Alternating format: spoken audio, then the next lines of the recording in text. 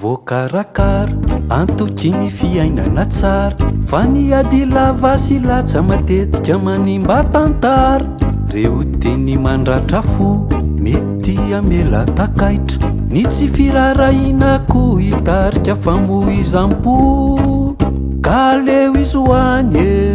aleo izy hoany refely ve tsy anenina ihany aleo izy hoany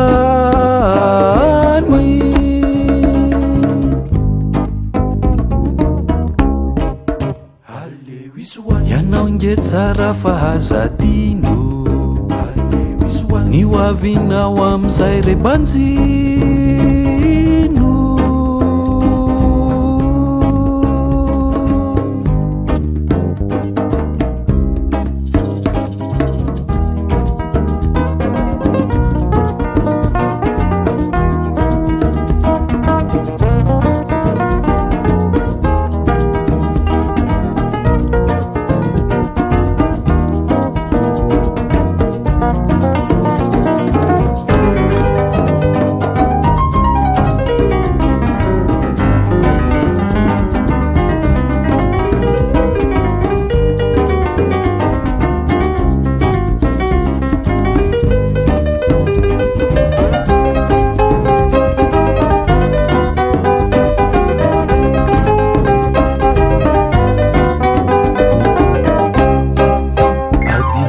am'izay ireo sentosentonao fahiny mandehana am'izay mizotra milalany ankehitriny azasina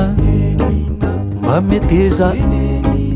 karakarao tsara feno itsiki ny endrikao de avelao izy hoany avelao izy hoany aleo izy hoany tsiriritra sy anininany aleo izy hoany aleo izy hoany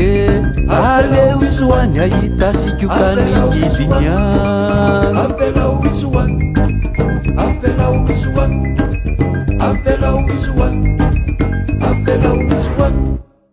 aleo izy hoany aleo izy hoany aleo izy hoany